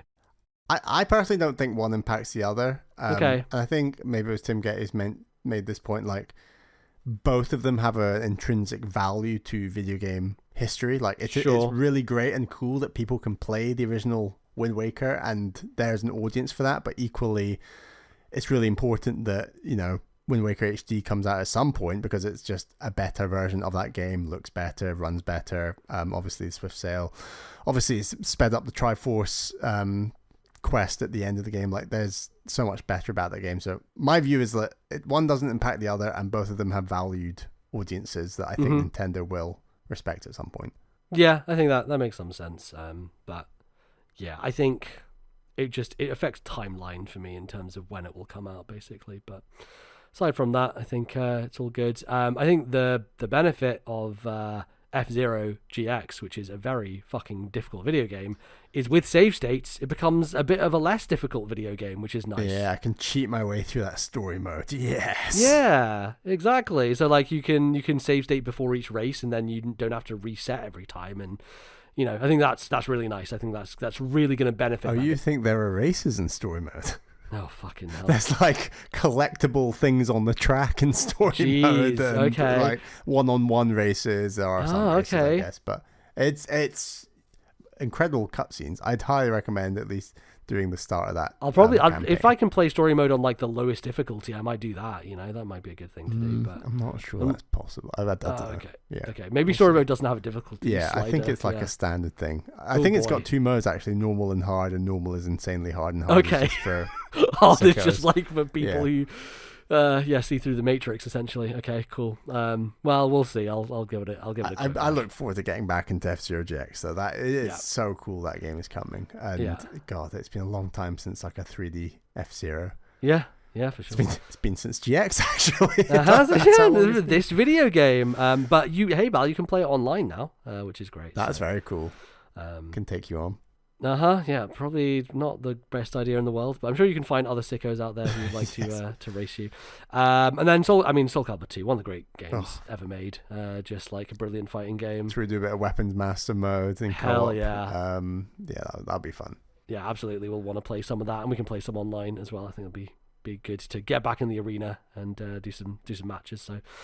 Yeah, I think that GameCube stuff is looking pretty great, and I'm looking forward to checking it out when it does drop finally onto the Switch 2 on that big ass screen. Just looking at the footage, actually, I think that's one of the other things to talk about. Was a lot of the impressions from media had video, off-screen video footage, one of Nintendo's another weird policy we can get into is the idea that they are not allowed to film the full screen. They're only allowed to film if a person is in it, and it has to be over a shoulder of a person. And like it's a specific like length away from the screen, like just the most Nintendo thing possible. It's just they make these bizarre decisions, and yeah. So you can film someone's hands, but you can't film the game zoomed in or close up or anything. Anyway, wild stuff that they decide to implement there. So yeah. And if you can rub your tummy and pat your head at the same time, then you're banned. Yeah. Right, exactly. Yeah. Cool. Any final thoughts on the Treehouse Ballet before we move on? Great to see these games in action, and well done all the kids TV's presenters. I was very impressed. Honestly, they did a really good job. Streaming is hard. I have tried it. I cannot talk and game at the same time. They are very impressive, and to do all that and not swear and stay positive and everything, and it's a very impressive job they did. Also, just like very sharp looking, some of the best looking people that exist. Each one has like a defined style. Right. Like, every single one. It's like that is their thing, and they're going hard for it. Yeah. So I don't know, I guess you got to be stylish to work at Nintendo, apparently. You can't look bland. No. You'll have a look. Every single one has a look. You got to be unique. So that's what Nintendo love. Great. So, Bal, you wanted to talk a little bit about generally Nintendo's communication stuff, and kind of ties into a whole tariff conversation as well. Oh god, the tariff thing. Oh my god. I've got a lot to say about the tariff thing. Yeah, Bally, as political correspondent of the podcast, break this down for us. What's going on? I think it's incredibly unlucky. All their timing. I think that if Nintendo as a company genuinely took Trump at his word incredibly seriously, they probably should have and would have delayed the Switch 2 launch until, I don't know, 2026. I bet part of them is regretting not doing that at this point in time, because I just think it's so up and down. This is the exact point I think I made on 2 shows ago. Trump can put up and take down tariffs and threaten and non-threaten and withdraw and attack, and he can do everything on a day-to-day basis, up and down, up and down, up and down. Nintendo as a company, and every video game and every electronics company for that matter, cannot fluctuate prices of their products at the same rate that Trump can just decide to make products cost more and be more expensive for consumers and for manufacturers. So like, they're always going to be over a barrel when it comes to anything to do with Trump's tariffs. And crucially, it seems the fact that they manufacture Switch 2s in China and Vietnam, which have both just been walloped with tariffs, making it basically giving the company in the United States, or giving the company Nintendo a huge cost to their largest market, North America, that they either have to take on as a company and make a loss, or give to the consumer, or do a bit of both, or do something else. I don't think there is a something else. Right, but yeah, it's truly shocking, and I kind of understand why they're doing what they're doing. And when I say that, I mean they are withdrawing North American pre-orders, and there will be more news on pre-order options at a future date. Jeff Grubb made the point, the only reason you would withdraw pre-orders is to change the price. He couldn't think of a single other reason why they would change that. And yeah, I think this sounds really like dystopian and weird, but in some ways I'm happy that things happen in a way that force people to be engaged in politics. I don't want bad things to happen to people, but I do want things to happen that force people to be engaged in politics and accept that video games cannot exist in a bubble that is not impacted by politics. And I massively felt this when a lot of people were pushing back against, the prices of the games. And my opinion is, everything else in my life has gone up a third in price. Why wouldn't games? And people have said on Discord and other places, like, oh, well, entertainment's different. Like, there are things you have to buy, and then there are niceties like video games. Like, video games are a hobby, they're a luxury, they're all these things. And I totally get that as well. I think it's really interesting how these companies approach the economic situation and what they want to say and not say. For example, ESA is a representative lobbying board that lobbies in North America, in Washington, D.C., and represents Nintendo. It represents a bunch of companies, including Microsoft, Sony. Yeah, all the major players, all the major basically. labels. And it's interesting how punchy the ESA is. I'm just trying to get up the quote. The quote was, if we think it's just the Switch 2, then we aren't taking it seriously. So, like, it's really interesting that a company that represents Nintendo is happy to say, oh, by the way, we need to take this seriously, and is effectively saying what Trump is doing is bad. Because the last thing Nintendo want to do is to be seen as Democrat or Republican and this kind of thing. And this is why I really want to bring it back to my experience, because I think there's a really direct link to my political experience having worked in the European Parliament. So, when I worked in the European Parliament, I worked for a member of the European Parliament. He represented London. He was one of 60 MEPs that represented the UK. And in the build-up to the Brexit referendum, so this is 2015 in June, he would be lobbied. So companies in the UK would come to the MEP I worked for and say, hey, I guess I can say I worked for Seb Dance MEP. I think I've said that online before, but we're a good number of years beyond that point, so I'm happy to say his name. Yeah, we're past the statute of limitations on that. Great boss. Really enjoyed working for Seb. Companies, lobbyists would come to him saying, hey Seb, this whole Brexit thing that is being voted on and coming up, like, it's actually really bad, and we want you to use your platform to speak against Brexit and, you know, voice that we have all these concerns about all the costs that Brexit will give to our company and ultimately our consumers. And he said his opinion was like, hello, I'm a politician. I do this day in, day out. I campaign. I talk about it on social media. I speak to constituents. All I've been doing is saying how bad Brexit is going to be. We must vote to remain. And his view was like, you as the companies, you're the ones who should be saying this is really bad and speaking to your own consumers and doing all this. But all these companies were absolutely terrified to say anything, right? Even if it meant that we would actually Brexit and it would cost these companies hugely. Yeah. Seb's view, and I totally agree, was actually if all these companies came together and said, Brexit is mad for this reason, we need to stay in the European Union, these are the reasons why, we as the 100 million companies believe it, and they actually invested in the campaigning of this. I mean, in my opinion, maybe Brexit could have gone a different way. I don't know. But the point is, they didn't want to have that fight. And that's where I feel that these video game companies are in a tricky position, because the ESA ultimately will be going to members of Congress. Now, it's a bit different here because Trump's making these as executive orders. It's not like there's a referendum coming on Trump, but it's definitely in the interests of these video game companies and in the interests of the ESA how popular Trump is. Because if Trump or a successor to Trump were to win again, there could be economic chaos for far more than 4 years to come. It could be 8, 12, 16 years, who knows? It's in their interest that they can say, it's important that they're able to say these things are bad.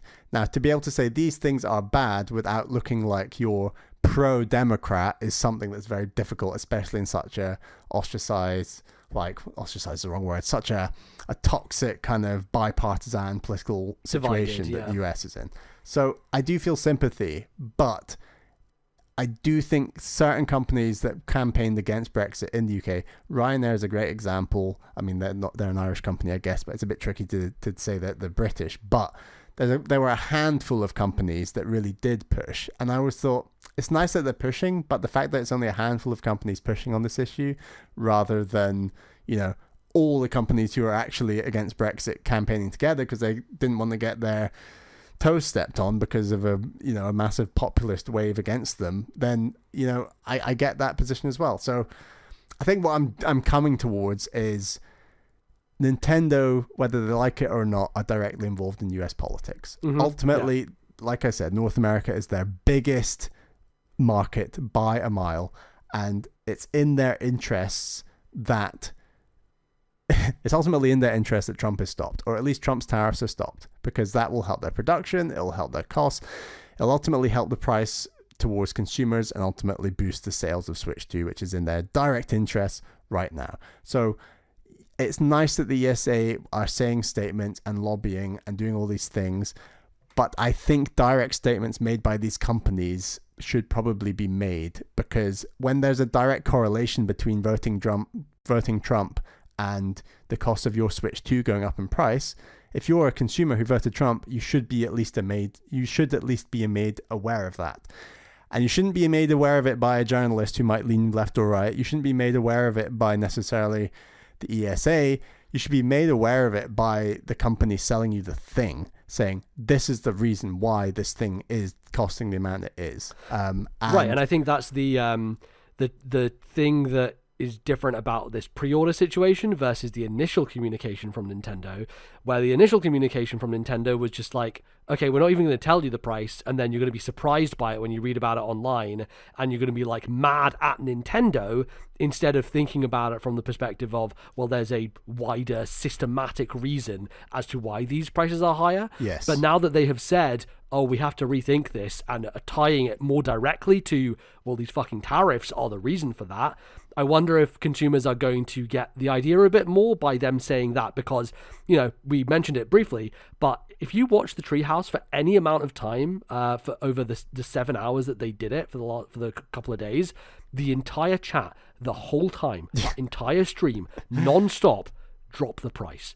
Drop the price, drop the price. All the comment sections of every single Treehouse is about the price and how high it is, and how, oh, well, I guess I'm going to have to go back to watching Let's Plays because I can't afford to buy this anymore. Like, it is a massive backlash in terms of the vocal people on the internet, at the least. Yeah. And, you know, I think we've discussed this. I don't think it effectively has a material impact on the sales of Switch 2, because there are more people out there who will just buy it as opposed to complain about it online. But I think there's a lot of hatred towards Nintendo as a result of that initial pricing stuff.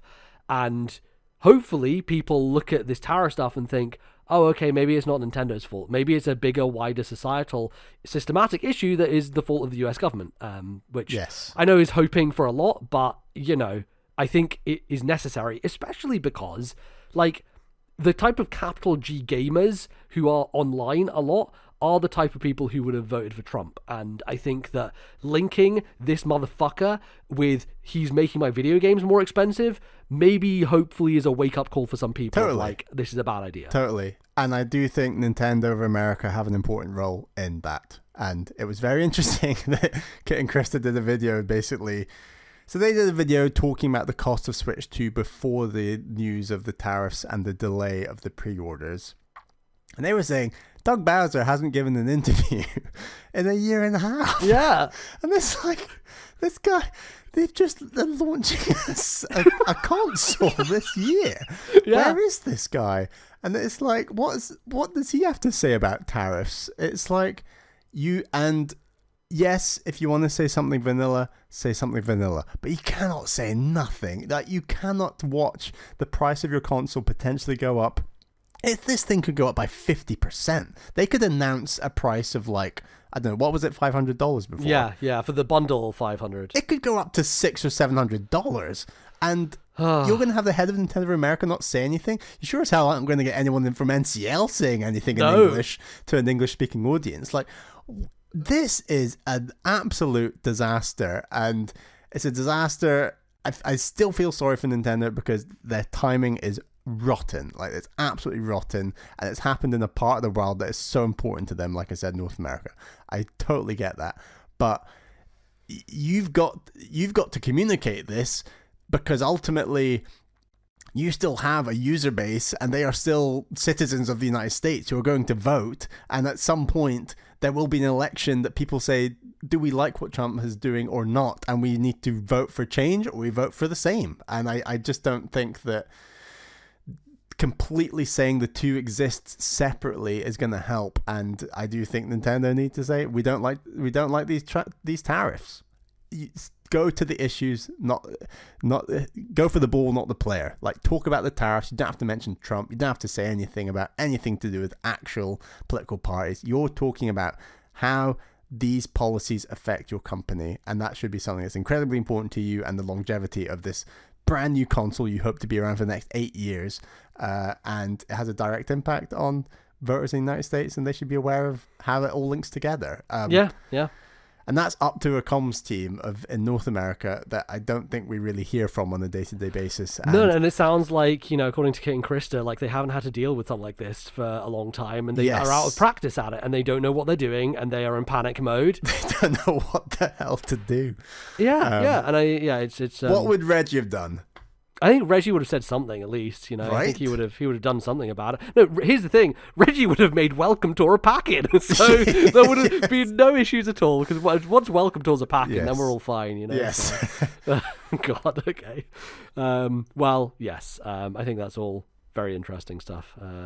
Thanks for the insight, Bally. That's very. I just think it had a very direct link to Brexit, and I definitely just remember all those companies coming to my boss, and there was a definite frustration. If only we had done more. But if only.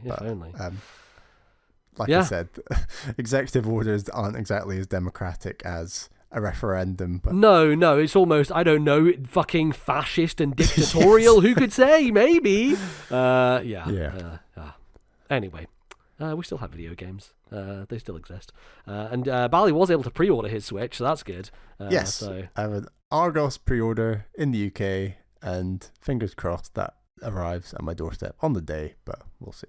Yeah, for sure. You're still going to do the Nintendo UK. I am, look, they gave me the red carpet treatment. They sent me an email. They were like, we love you. You're so good. We're going to give you a slot here. So I'm gonna order from Nintendo UK, and hopefully order a Pro Controller at the same time and get that locked in. So, do you think there's any chance they withdraw pre-orders for non-United States? I don't think so. Like, I don't think it makes sense to in the same way, right? Like, I think because it's such a direct thing affecting the importing of goods to that region, like, it's not affecting these other places directly, right? Unless I'm wrong on that.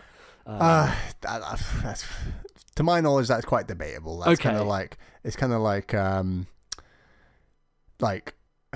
Trump's tariffs will obviously have an impact economically on the UK, and we have our own set of tariffs. Mm-hmm. With the Switches aren't built in the UK and then sent to America in that sense, so it won't affect Nintendo Switch, but there's so much going to happen economically in the UK, inflation and all these other things. It will affect, all this stuff is going to affect everyone worldwide, but just in the case of the pre-orders for Switch 2, I don't know if it will. It's about like what price disparity they're willing to go with, if there has to be a really big price disparity between North America and Europe. That's where they might be like, it might look bad if, UK sticks with, what am I getting mine for? £430 with Mario Kart packed in with tax, then for the United States to have a $700 thing for the same before tax.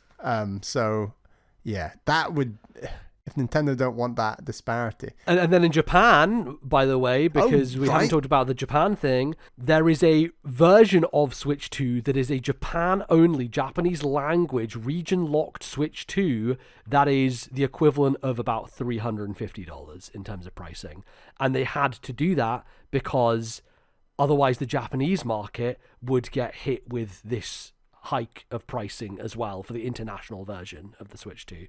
And they don't want to do that to their home territory. Japan, a place famously dire economically right now. Right. I went to Japan recently. It was cheap as shit because it's just so bad there, So I think it's, that's a whole other thing, right? If we end up with Japanese people paying $350 and Americans paying literally double that at $700, that's going to be fucking wild. Yeah. So... Anyway. I just want the comms to work in a way where people's anger can move away from Nintendo, where it clearly is right now, and can move onto the politicians responsible for the economic crisis the United States is in. Absolutely. That's my wish. Nintendo have an important role to play in that. I think the other video game companies have an important role to play in that. I think the ESA's statements are really good, but ultimately they lobby politicians. They aren't convincing the public. I think these companies all have a bigger relationship with consumers and the public, the American public, to be crucially important, and that's where it needs to. And again, Nintendo just don't do political statements. Like Patrick Klebeck talked about the developer roundtable they had, and it was with the hardware team who were in the direct, and a person from Nintendo at the beginning came into them and said, so you can't ask any political or cultural questions here, you're not allowed to, that's not appropriate. And then someone was like, what about the price? And they're like, yeah, that would fall into the category of political. So it's like, well, so they in themselves are trying to maintain this bubble that doesn't, the bubble is taking massive bullet shots left, right, and center right through the middle of it, but they want to pretend the bubble still exists. That's the frustration, right? Like, absolutely. It's it's very, very, very depressing. And like, look, Nintendo, it's in your interest to at least put out statements that clarify what's going on here. It's in your long-term interest. That's the whole point. Anyway, we'll see what happens. The world is a wild fucking place right now, and it will, I'm sure, continue to get wilder. So, but we're going to be here talking about video games every couple of weeks, so long as society doesn't collapse onto itself. So, you can go and find us all over the internet in various places. First of all, we should call out email address, because we've not done that in a while, and we've got some emails that we need to get through. But Bally, where can people send their emails to? Please email ThisNintendoLife@gmail.com. That is ThisNintendoLife@gmail.com. We also have a channel over on the Discord server. We want your questions about Switch 2. Ask us. Let's get into it next time. For sure, that'll be great. Obviously, you can find us in various places across the internet. If you'd like to support the show, you can go to patreon.com/ThisNintendoLife, where we have extra episodes for you, bonus stuff. So go and take a look at that. Bally would like to thank some of our supporters on Patreon.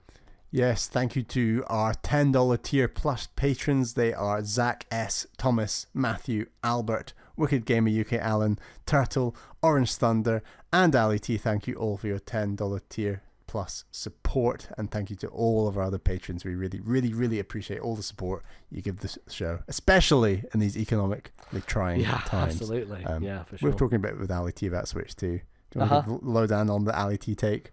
I think Ali T just doesn't have time for Switch 2. Basically, it sounds like. But he'll get one eventually. When they put a Zelda out that he can't play, then that's when it happens. He won't be able to resist. Yeah, that's it. He's a very simple man.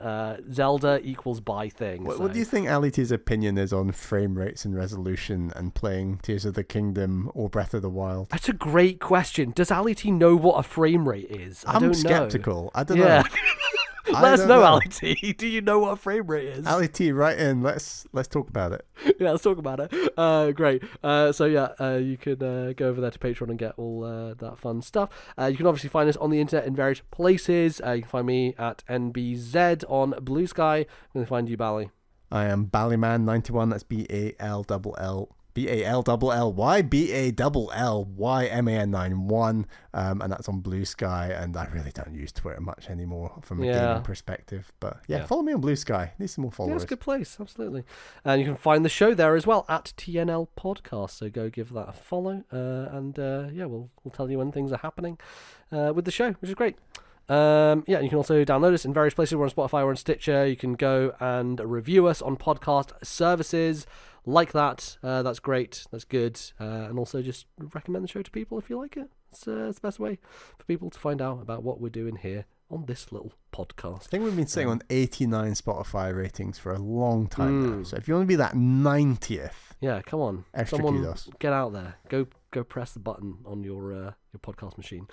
That'd be great. Cool. I think that is everything. It's going to do us. Not long to go, Bally. We'll have 4 more shows until the Switch 2 is out? 4 more shows? Yeah, I guess. 2 months. It's worked out well. I've got a couple of holidays in May. I'm coming back, and then the Switch 2 is coming out. So I think you're away in the end of May, and then you're also going to come back, right? So yeah, I'm away the weekend of the 1st of June, but then I should be at home, hopefully. Okay. For the some Switch 2. Mario Kart World I was going to say Mario Kart World Tour. It said Mario Kart World. Well, maybe they call... See, this is my theory, that they call the single-player World Tour mode. But, yeah, maybe we'll see what happens. I think we're going to get a ton of single-player info and a ton of, like, multiplayer online modes. I'm checking the calendar now, Bally. Our next episode, we will have seen the Mario Kart Direct, so we can talk about it. There we go. During that, that'll be some good stuff. Yeah, I think it's going to be a really fun time, because the Switch 2 launches the day before Summer Game Fest. So my whole weekend, I think, is going to be playing Mario Kart and watching those live streams, which is going to be good fun. So we can maybe hop on and play some Mario Kart on the weekend, and watch some of Xbox's show at the same time, and that'll be a good fun thing to do. So it'll be a video game summer for sure, which will be great. Yeah, and that's it. We'll be back in a couple of weeks' time with some more podcasting. Yes, MBZ and I are playing. We're having a hellish time with these latter bosses in 9 Souls. Oh my god! And yeah. Can either of us beat 9 Souls for next time? That is the big great question. Because I'm not feeling confident. I'm really, this weekend, I'm going to try and do it. I am so close to having beaten the second to last boss, I think. So I'm just like, I'm right on the edge there. I'm not going to play tonight. I'm going to play tomorrow night. I'm going to try and get to an attempt, that 6th boss tomorrow night. That's my aim. Yeah, I think you can do it. I believe in you. Okay. But that's what we're going to be doing in the meantime. But until then, thank you everybody for listening, and we'll be back very soon. Bye-bye.